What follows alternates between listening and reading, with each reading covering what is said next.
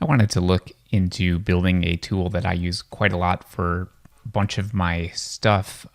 This is just going to be a very basic type of tool to do this, missing a lot of the bells and whistles, but it's a propagation solver. And we do this with the solver SOP as well. So I'm going to show you two different ways to do this. We're just using this piece of test geometry here. It comes with Houdini. Just look for test geometry. We're using the rubber toy. And I've just deleted the material assignment to it just by deleting shop material path. So we're going to use a little bit of Vex here. What I want to do first, we're just going to use color to visualize all of this. So I'm just putting down color, and we'll give this a black color here. And then we're going to randomly pick points every frame to add into this simulation here. So we will use a group expression to do this. And we'll just call this group color. The Vex expression will be random attribute point number, PTNUN, times attribute, and then capital F frame. Oops, sorry, attribute, capital F frame. And if that is greater than 0.9999, then you're going to be part of that group. And so we should see that we're getting kind of little pops here and there. We're not getting a lot of points added in. So we are going to color that group white. And now we should see little pops going on, which we do. So now we're going to need to put our solver SOP down, and we're going to make the simulation here. So we'll just go inside here. And all we're going to need to do now is do this all in an attribute wrangle. So what we're wanting to do here is create a simulation that is going to look at the connectivity information of our object here. So it's a little tough to see, but we've got connectivity polygons, primitives connected to each other. And we actually are going to want our propagation to spread out by looking at this connectivity information here. So the very first thing I need to do is copy the source values from my incoming input onto my geometry here. So I'm just going to write / there to give us a little note. So I'm going to comment everything here. And this is going to be copy values from the source if it's greater than 0. We don't want to overwrite stuff as it's being spread through this object here. We don't want to keep overwriting. We just want to be able to look for new information and add that into here. So we're going to define a vector, and we'll call this source color. And that is going to be equal to the incoming color information here. So we'll use a point expression. So point, op input number 1. Our attribute, in quotes, is CD, capital C, lowercase d. And then the point number is going to be our current point number. So they match up exactly, PTNUM, and then semicolon. Now we're going to make a statement here. So if, and let's check that there's some information. So it's a vector.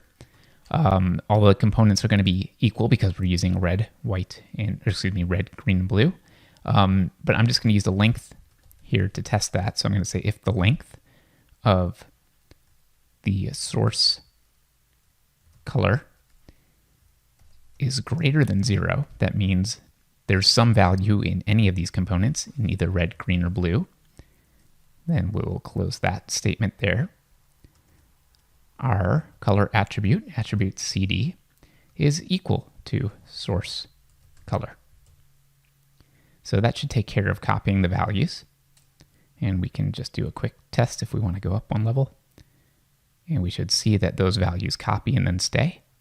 So that's working correctly. Now what we want to do is get all of the point neighbors.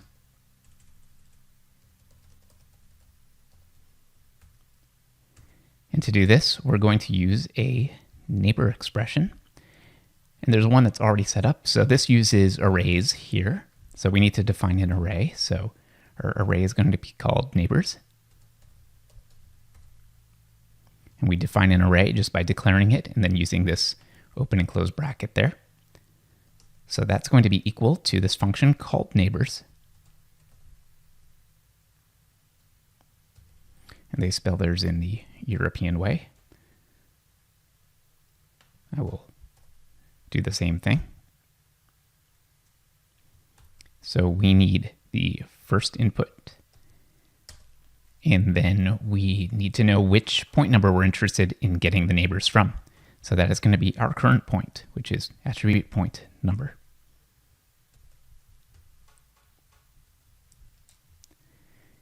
Let's scroll down a little bit lower. So now what we want to do is find out if any of the neighbors that we're looking at. So here's my point. I want to look and see if any of my neighbors have a value in it above 0. And then if they do, I want to start adding some color information to myself. So I'm basically looking to spread, trying to see, is there anything next to me that's got some color, got something that I should propagate? If it does, I will go forward and start adding some value to myself. So if any have value above a certain threshold, add to it. So we're going to create a little variable to store this information. So I'm just going to make an integer called doAdd equals to 0. So what we'll do is we'll loop through the neighbors. If we find any that has a value above this threshold here, we're just going to set doAdd to 1, and then at the end of this loop, then we'll start adding to whatever's there. So to loop through an array, we'll use a for each expression, or for each vex code here. We simply type for each, do a parenthesis, and then we're going to define a variable to store the information. So we are getting neighbor numbers, point numbers in here. So I'm just going to call this neighbor. Then we use a semicolon here. And then we need to give it the array. So it's looking for that.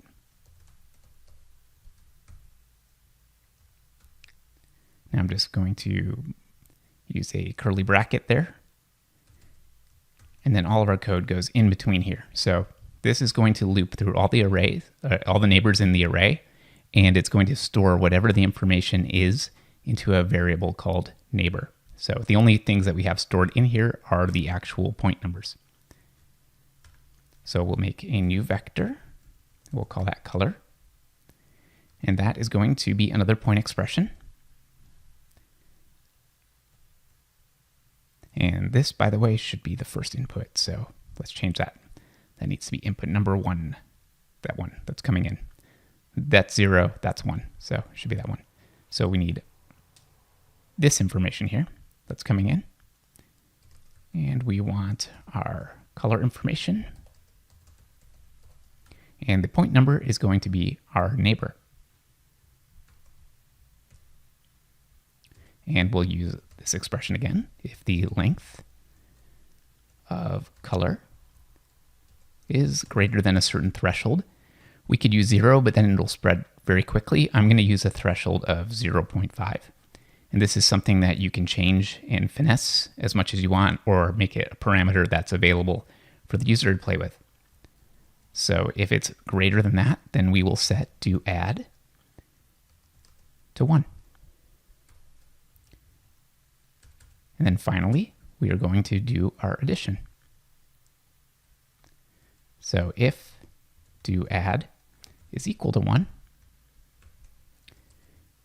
our color attribute, we're going to plus equals. That means we're going to add something to it. And again, this is up to you to choose what values you want. I'm just going to use 0.1 and end that statement right there. Now let's take a look at what we get.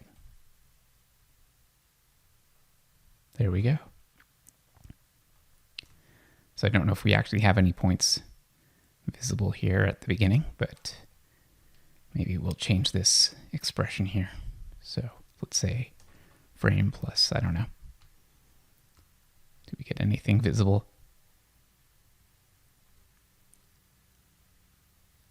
There we go. So the reason we're not spreading to some of those might be because they're disconnected, but it kind of depends where your source points are hitting, because these pieces here are actually disconnected. That's one thing to know about the test geometry if we do the exploded view here. You'll see that those pieces are actually disconnected. So, like I said, we're using connectivity information, so it's one thing to just keep in mind there. So that's one simple way of doing it. And let's take a look at another that doesn't use connectivity information.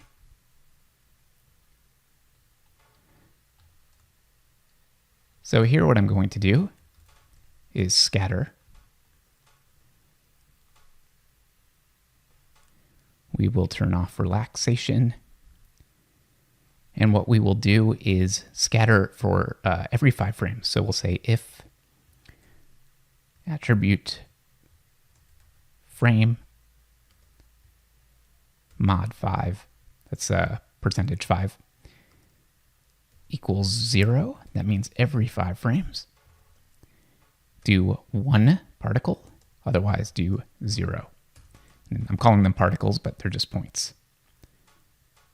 So you can see if I turn on my point numbering here, we're getting a point, but we should change our global seed to change for every frame. Now we're just popping all around.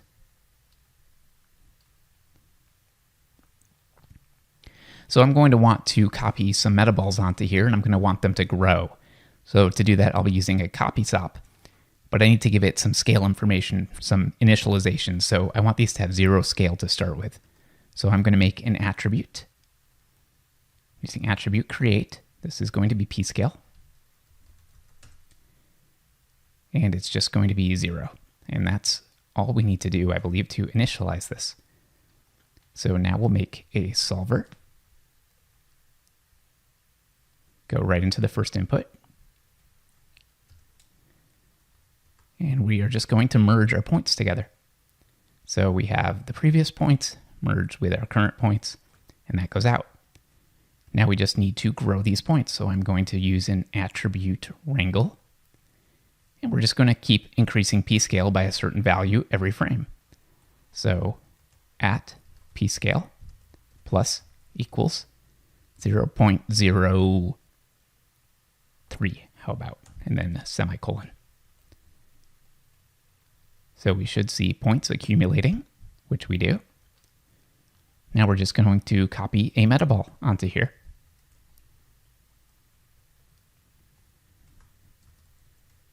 I'm using a copy to points.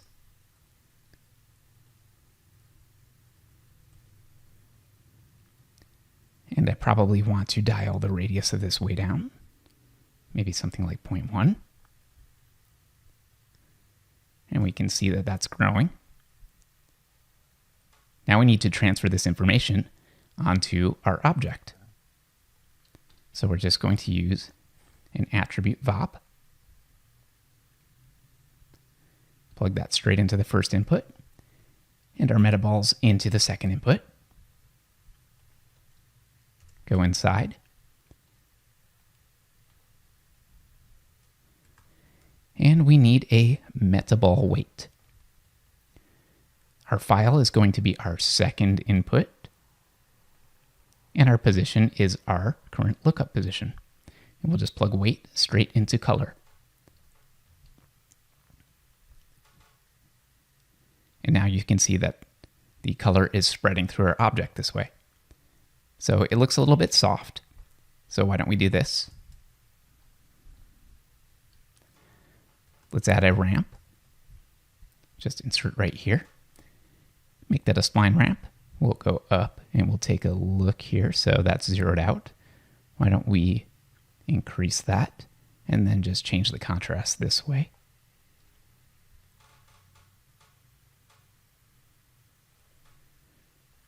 Maybe a little less, just like that. So one reason I like this is because we can do things with the position here, such as displacing it. So I can just add into my initial position something like a turbulent noise. And of course, make sure that's a vector. And I'm going to use sparse convolution here. Plug that right in. Add that for our position. And then let's promote all of these.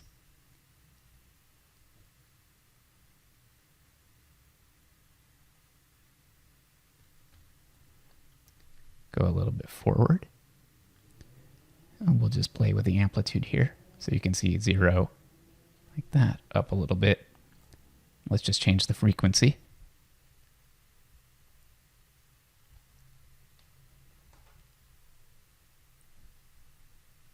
So we can break that circular look by adding in some noise here.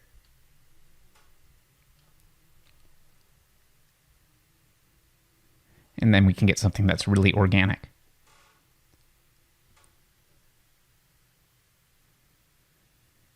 So part of the reason that we're going through this and building this is to get a good fundamental understanding of how we can work with the SOP solver, not just in terms of building particles, but in terms of building our own custom solvers to do unique and interesting things in Houdini, but also because these are the types of things that we can use as controller objects for particle simulations. So we could be looking at this object here, and anywhere that it turns white, we could be dissolving it or emitting flame or fire or smoke. This is the type of way that you would, if you were doing a fire simulation, you could spread fire across the surface of your object or spread fuel across the surface of your object this way. There's a bunch of really interesting uses for these kinds of tools. So I thought I'd give you a little bit of a instruction about how to make something like this, because it's not too difficult. So I think that's all we're going to do here for just kind of fundamentals of the solver SOP, and then we're going to move right into particles.